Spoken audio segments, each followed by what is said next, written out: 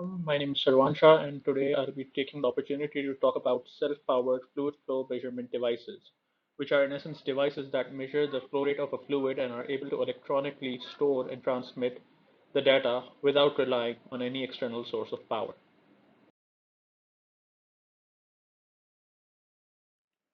These are some of the goals or questions that we'll be trying to answer through this presentation. That why do we need fluid measurement systems? Why do they need to be self-powered? What's the motivation? We'll also review some of the work that has been done in this domain and also touch upon potential development avenues that are there. It is also worth mentioning that I will be using the words fluid and water interchangeably as the context I have studied this topic under allows to do so. Here's Lord Kelvin, who we have from time to time encountered in our instrumentation course, and a quote of his that simply captures that why we need to have fluid measurement systems. If you cannot measure it, you cannot control it. Following on that, their need becomes trivial in industrial setups that, at least for the last 100 years, have been dependent on the continuous monitoring and control of processes. But recently, the need for fluid flow measurement systems has also been felt in water distribution networks to monitor and regulate consumption, detect leaks, bill consumers, given the importance of water as a commodity. To that end, with increasing population and growing cities, smart cities demand extensive data in real time to maximize and boost all the aforementioned outcomes.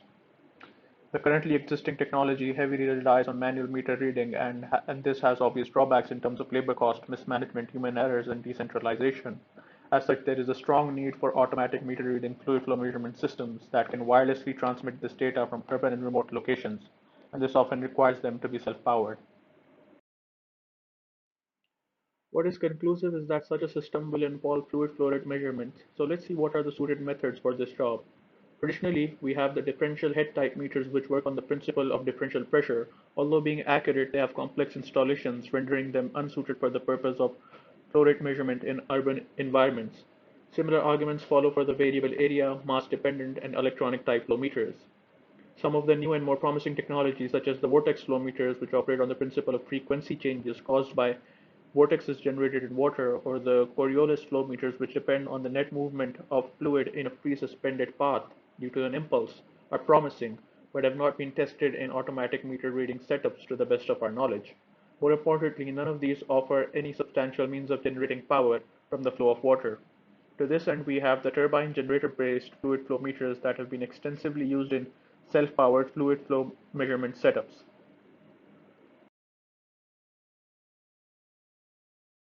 So now that we've established the need for a self-powered fluid flow measurement system and also identified some of the existing fluid flow measurement technologies that are suited for its use, let me present a general overview of all the integral components that go into such a system based on what I identified in my study.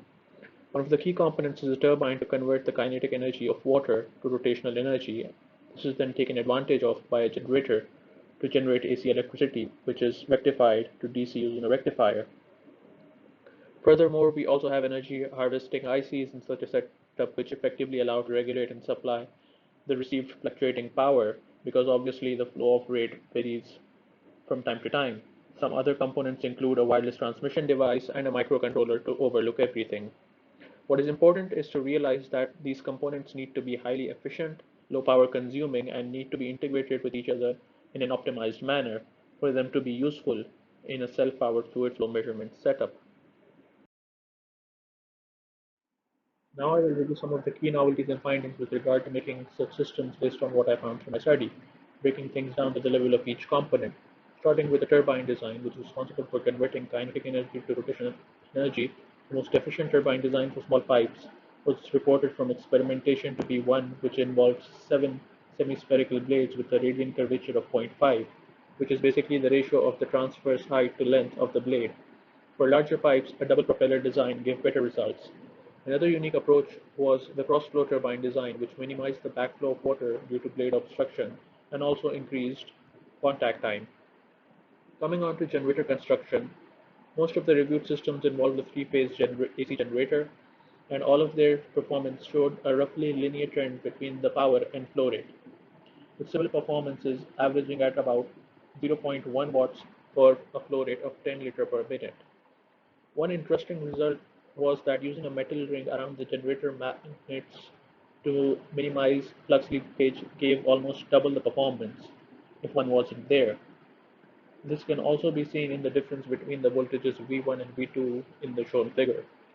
It is worth mentioning at this point that typically such a system electronically consumes about zero point 0.2 watts of energy, and hence optimizations become essential for better performance in the long term.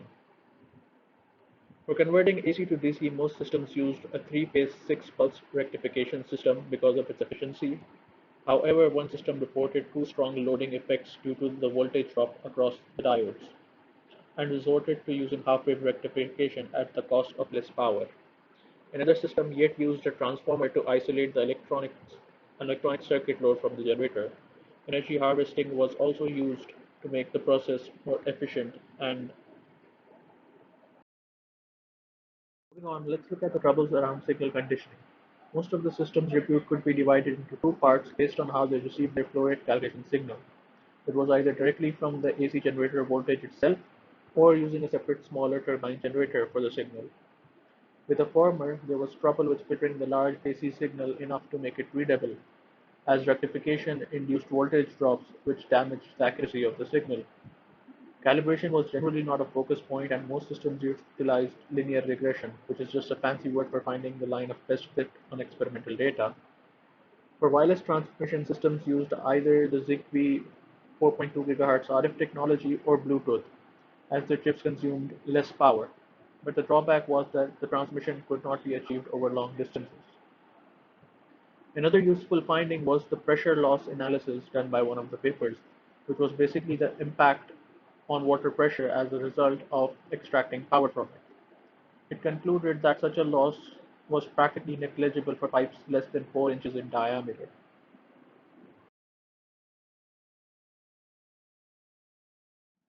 So now that we have reviewed some of the existing but limited work and literature on this topic, let's identify the challenges that still remain around it and the potential for future developments.